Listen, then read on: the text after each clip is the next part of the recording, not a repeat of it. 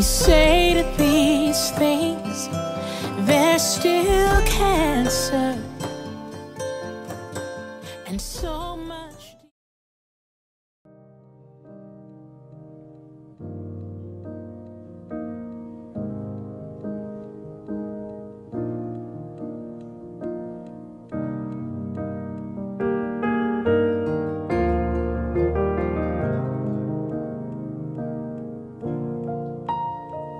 Before I knew my name, before I drew a breath, He was making ways for me. Now and every day, in each and every step, He is making ways for me. When my heart is full of doubt, feels like faith is running out, I've come to.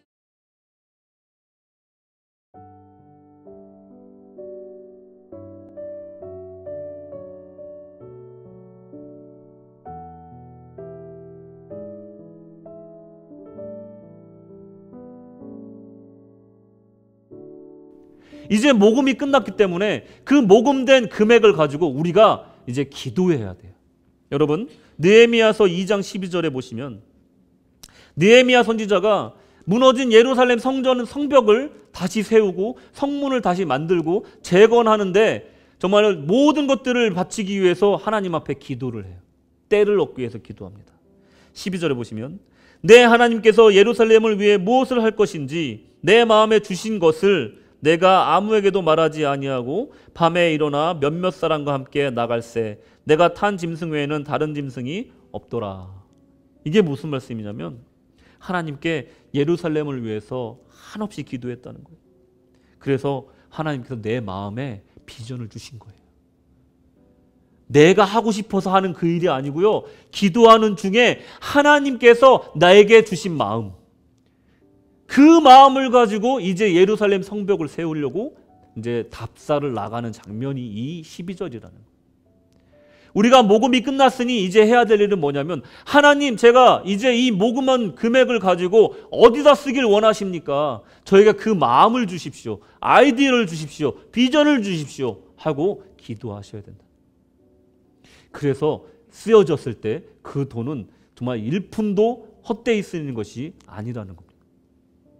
내 마음대로, 내 생각대로, 내 아이디어대로 쓰게 되면 그것이야말로 가장 헛되게 쓰여지는 것이라는 겁니다. 하나님, 저에게 마음을 주십시오.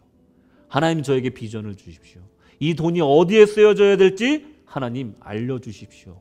하나님, 어떻게 쓰기를 원하십니까? 이렇게 기도하신 후에 그 마음을 받기를 간절히 기도하셔야 된다. 저는 오늘부터 그 마음을 위해서 기도합니다. 여러분, 물론 지금 하고 있는 이 모퉁이 사역을 위해서 쓰여질 겁니다. 저는 이게 그냥 시작점일 뿐이지 이게 끝이 아니라고 생각합니다. 우리 교회에서 해야 될 일들, 우리 교회가 하기를 원하시는 일들이 정말 너무도 많다고 생각을 하고 이 지역에 아직도 울부짖는 영혼들이 분명히 저 구석에 어딘가에 있다는 것을 저희는 보고 느꼈습니다. 이제 그 일을 해야 된다는 겁니다. 모금을 참여한 만큼 그 모금된 돈을 실천에 옮기는 이 모퉁이 사역에 또 우리 지역사회 복음화를 위해서 열심히 참여하는 것도 필요하다는 겁니다.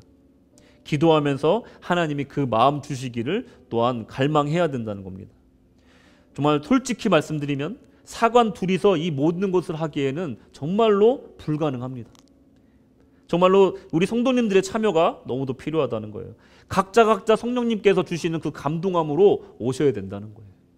내가 주신 그 하나님의 비전이 무엇인지를 깨닫고 그것을 하셔야 된다는 거예요. 그래야 곤비치 않고 지치지 않고 기쁨으로 사역을 할 수 있다는 겁니다.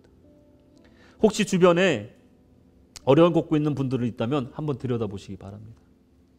여러분, 지금까지는 우리 지역이 워낙에 한국 분들이 별로 없어서 외국인 위주로 그 사역을 했지만 여러분들 주변에 혹시라도 정말 어려운 겪고 있는 분들이 있다면 저희와 연결을 시켜주십시오.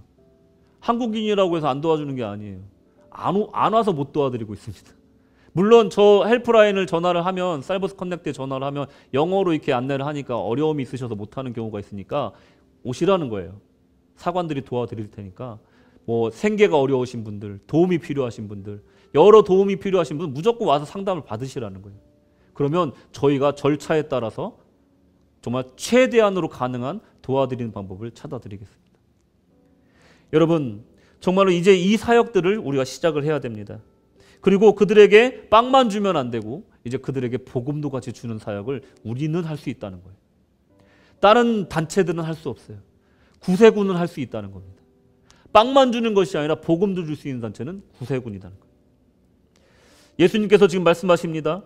명절이 끝나 곧 큰 날에 예수께서 서서 외쳐 이르시되, 예수님께서 서서 외치신 거예요. 누구든지 목마르거든 내게 와서 마시라 외치신 거예요.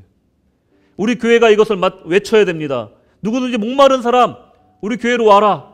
어려움 당한 사람, 기도 필요한 사람 우리 교회로 와라. 우리가 같이 기도해 주겠다. 외쳐야 된다는 거예요.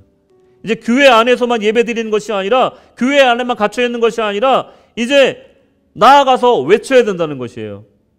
내게 와서 마셔라. 우리는 지난 코로나 경험을 통해서 알게 되었습니다. 교회가 나가고 못 나가고 그게 문제가 아니라 그것이 신앙의 척도가 아니라는 거예요. 하나님 뜻대로 사는지, 그것이 우리의 신앙의 척도가 돼야 된다는 겁니다. 당연히 하나님께 예배 드리는 거 게을리하지 않는 거 당연합니다. 하지만 그 뜻대로 실천하는 것이 더 중요하다는 것을 우리가 코로나를 통해서 배웠습니다. 이제 우리 믿음과 사역은 예수님의 사역에 가장 가까운 방식으로 옮겨가야 하고 주님이 하셨던 방식대로 사역을 해야 됩니다. 교회의 전통을 지켜가는 것도 중요하지만 그 전통도 주님 뜻대로 정말 하지 않는다면 바로 폐기해야 된다는 것입니다. 이제 주님의 방식과 주님의 뜻에 맞춰 정말 우리 주변 사람들에게 선한 이웃이 되어야 될 시간이라는 겁니다.